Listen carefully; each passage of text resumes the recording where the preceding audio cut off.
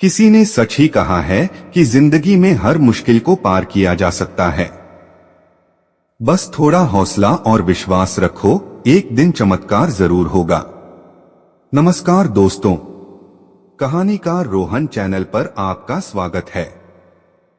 आज मैं आपके लिए एक ऐसी प्रेरणादायक कहानी लेकर आया हूं जो आपके जीवन के हर पहलू में काम आएगी और आपको एक सच्चा इंसान बनने की राह दिखाएगी। यह कहानी एक बड़े अमीर आदमी की है। वह अपने शहर का सबसे धनी व्यक्ति था। उसके पास सब कुछ था, बड़े बड़े कारोबार, कई फैक्ट्रियां और एक आलीशान बंगला। लेकिन उसका भगवान पर कोई विश्वास नहीं था। वह नास्तिक था और पूजा पाठ से दूर ही रहता था। एक शाम की बात है, वह अपनी फैक्ट्री से लौटकर अपने भव्य बंगले में पहुंचा। घर में उसके परिवार वाले पूजा कर रहे थे। आरती की गूंज चारों तरफ सुनाई दे रही थी, लेकिन वह चुपचाप अपने कमरे में चला गया। उसने नौकर को कॉफी लाने को कहा और अपने काम में लग गया। अचानक उसे सीने में दर्द हुआ और बेचैनी बढ़ने लगी। उसने नौकर को तुरंत डॉक्टर बुलाने के लिए कहा। शहर के सबसे अच्छे डॉक्टर आए और उसकी जांच की। डॉक्टरों ने कहा, आप बिल्कुल ठीक हैं, आपको कोई बीमारी नहीं है। शायद आप किसी बात को लेकर तनाव में हैं। डॉक्टरों ने उसे आराम करने की सलाह दी। उसने दवाइयां लीं, लेकिन बेचैनी बनी रही।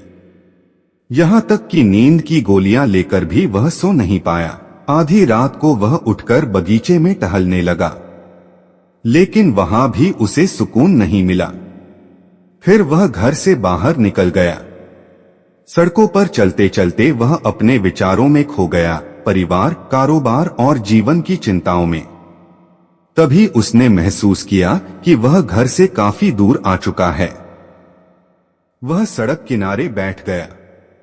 तभी एक कुत्ता आया और उसकी चप्पल मुंह में दबाकर भाग गया।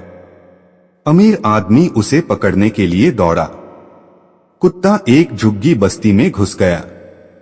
अमीर आदमी भी उसके पीछे गया। झुग्गी के पास उसने किसी के रोने की आवाज सुनी। वह रुक गया। आवाज एक झोपड़ी से आ रही थी। उसने सोचा, क्या करूं? क्या पूछूं या चुपचाप घर लौट जाऊं? लेकिन फिर उसके दिल ने कहा, एक बार पूछ लेने में क्या जाता है। उसने झोपड़ी का दरवाजा खटखटाया।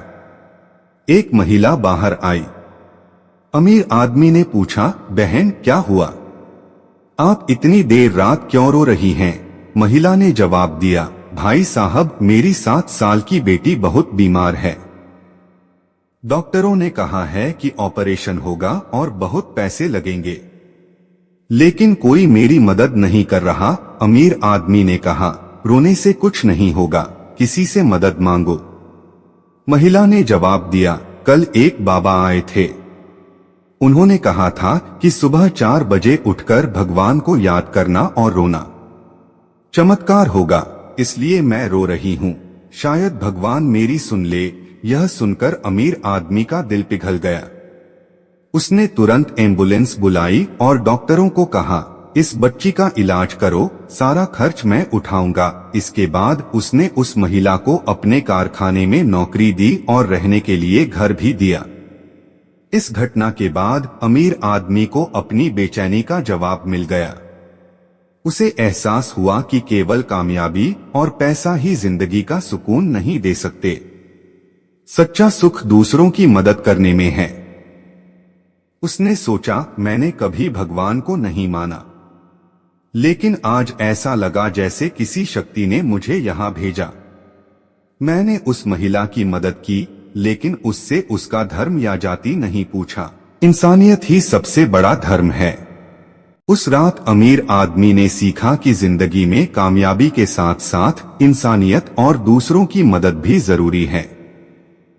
अगर आपके दिल में सच्चा विश्वास है तो चमत्कार जरूर होते हैं।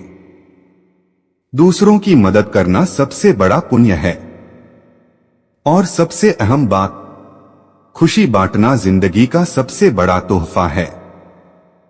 दोस्तों याद रखें, छोटी छोटी चीजें बड़ा असर डालती हैं। जब आप किसी की मदद करते हैं तो आप उसकी मुस्कान की वजह बनते हैं, और जब आप दूसरों की मदद करते हैं तो भगवान आपको अंदर से सुकून का एहसास कराते हैं। सच्ची दौलत वह नहीं है जो तिजोरी में बंद हो। सच्ची दौलत वह है जो किसी जरूरतमंद तक पहुंच सके। इंसानियत का धर्म सबसे बड़ा धर्म है, न जाति न धर्म, सिर्फ मदद का भाव। अगर दिल में विश्वास हो तो चमत्कार जरूर होते हैं। बस सही वक्त पर सही कदम उठाने की जरूरत है। जिंदगी में जो खुशी बांटते हैं वही असली सुकून पाते हैं।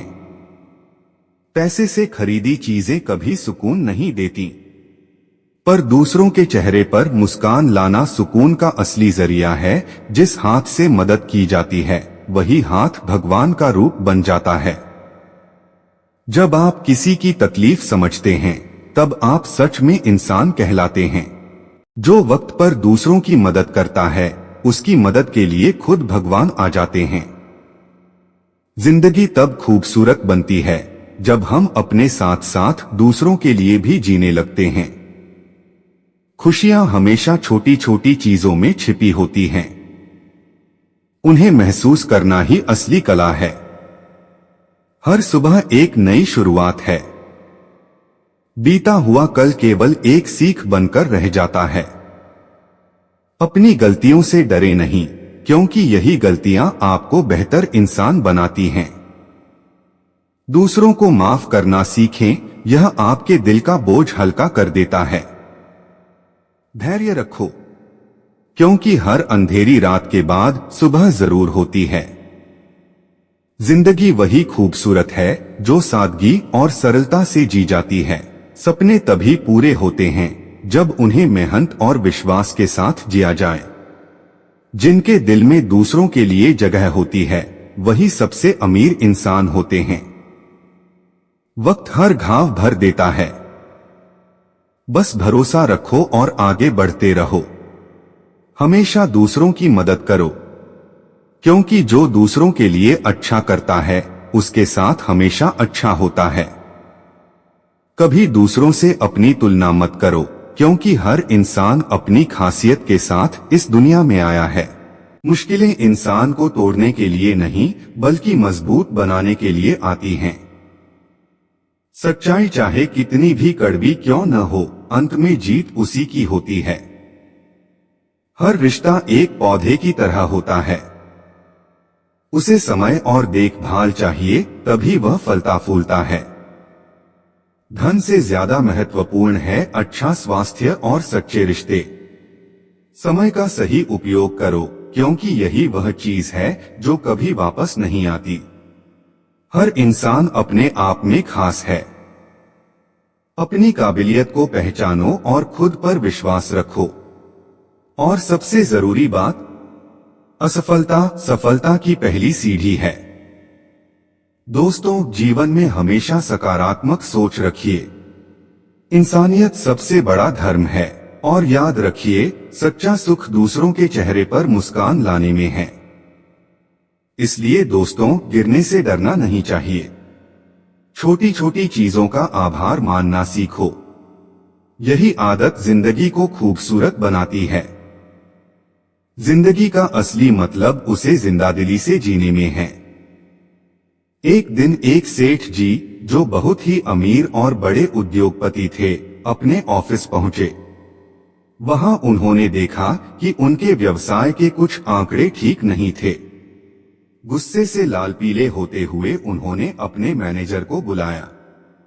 सेठ जी ने बिना सोचे समझे मैनेजर को जमकर डांट दिया। बेचारा मैनेजर चुपचाप उनकी डांट सुनता रहा। उसने कुछ नहीं कहा, लेकिन अंदर ही अंदर वह बहुत गुस्से में भर गया। अब उसने अपने इस गुस्से को किस पर निकाला? वह सीधा कंपनी के स्टाफ के पास गया और अपनी भड़ास उन कर्मचारियों पर निकाल दी। कर्मचारी बेचारे सिर झुकाए अपने काम में लगे रहे, लेकिन मन ही मन वे भी गुस्से से भर गए। आगे क्या हुआ? जाते जाते कर्मचारियों ने गेट पर खड़े वॉचमैन को बेवजह डांट दिया। अब वॉचमैन, जो पहले से ही परेशान था, इस अचानक मिली डांट से और भी क्रोधित हो गया। लेकिन वह स्टाफ को कुछ कह नहीं सकता था। घर पहुंचते ही उसने अपना गुस्सा अपनी पत्नी पर निकाल दिया। बिना किसी बात पर उसने अपनी पत्नी को डांटना शुरू कर दिया।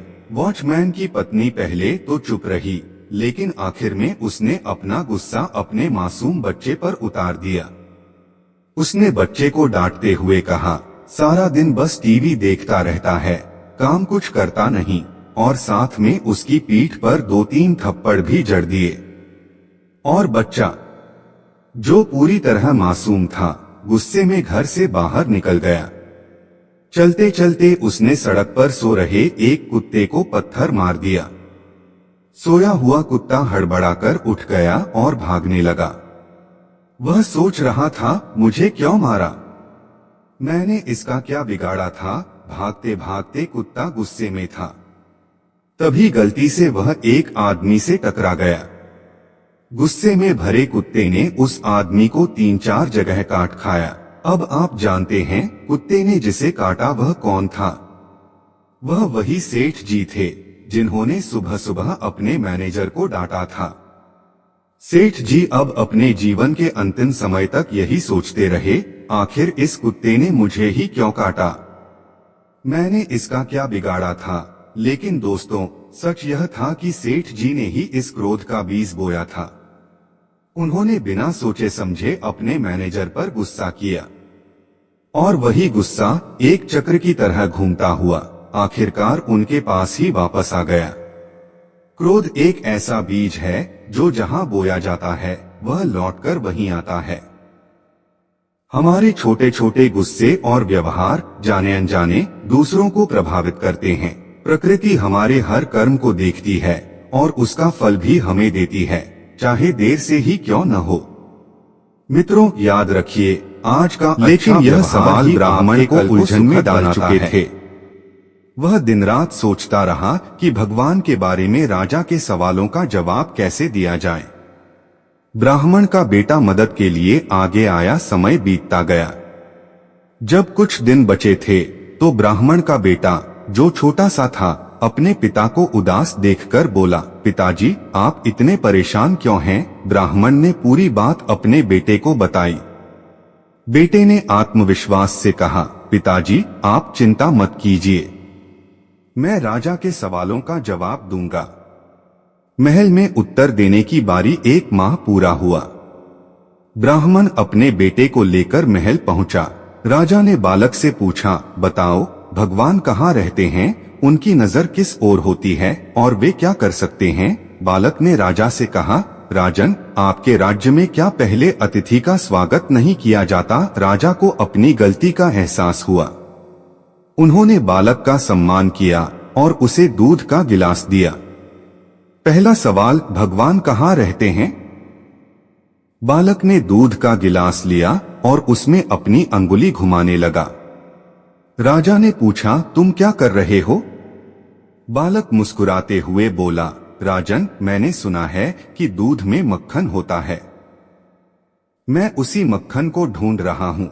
राजा हंसते हुए बोले, मक्खन तो दूध में होता है, लेकिन वह सीधे दिखाई नहीं देता। दूध को जमाकर दही बनानी पड़ती है, फिर उसे मथने पर मक्खन निकलता है। बालक ने गंभीर होकर कहा, राजन यही आपके पहले सवाल का उत्तर है। जैसे मक्खन दूध में छुपा होता है और उसे पाने के लिए मेहनत करनी पड़ती है, वैसे ही भगवान हर जीव के भीतर रहते हैं, लेकिन उन्हें अनुभव करने के लिए सच्ची भक्ति और समर्पण की आवश्यकता होती है। दूसरा सवाल, भगवान की नजर किस ओर होती है? राजा ने उत्सुक होकर पूछा, अब बताओ भगवान की नजर किस दिशा में होती है? बालक ने कहा, इसके जवाब के लिए मुझे एक मोमबत्ती चाहिए। राजा ने तुरंत मोमबत्ती मंगवाई। बालक ने मोमबत्ती जलाई और पूछा, राजन आप बताइए इस मोमबत्ती की रोशनी किस दिशा में है?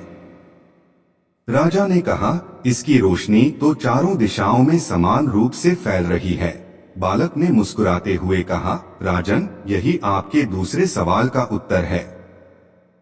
जैसे मोमबत्ती की रोशनी चारों दिशाओं में होती है, वैसे ही भगवान की नजर सभी पर समान रूप से होती है।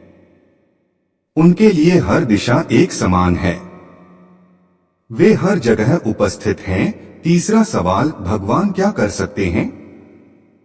अब राजा ने अंतिम सवाल पूछा, बताओ भगवान क्या कर सकते हैं? बालक ने तुरंत कहा, राजन, इसका उत्तर मैं आपको कल दूंगा, लेकिन पहले मुझे एक बैल और एक चम्मच भर मिट्टी मंगवा दें। राजा ने बालक की बात मानी। अगले दिन बालक ने राजा के सामने बैल की पीठ पर मिट्टी रखी और बैल को चलने को कहा। जब बैल चलने लगा तो मिट्टी गिर गई। बालक ने कहा, राजन, यह मिट्टी जमीन पर थी, फिर बैल की पीठ पर गई और अब वापस गिर गई। यही भगवान की शक्ति है। वे जो चाहें जब चाहें कर सकते हैं। वह मिट्टी से इंसान बना सकते हैं और इंसान को फिर मिट्टी में मिला सकते हैं। उनकी शक्ति अनंत है। राजा ने बालक को सम्मानित किया। राजा बालक की बुद्धिमानी और उत्तरों से बहुत प्रसन्न हुए। उन्होंने उसे पुरस्कार दिया। ब्राह्मण और उसका पुत्र खुशी खुशी घर लौट आए। भगवान हर जगह हैं। उनकी नजरें सब पर होती हैं और वे वह सब कुछ कर सकते हैं जो हमें असंभव लगता है। हमें बस सच्चे मन और समर्पण के साथ उनकी आराधना करनी चाहिए। जिंदगी को प्रेम, दया और सहयोग से जिएं। यही सच्चा धर्म है। जिंदगी छोटी है, इसे गुस्से में बर्बाद करने के बजाय प्रेम और सहयोग से संवारना चाहिए। जो आप दूसरों को देते हैं, वही आप खुद के लिए बोते हैं। इसीलिए प्यार और दया से जीवन जिए।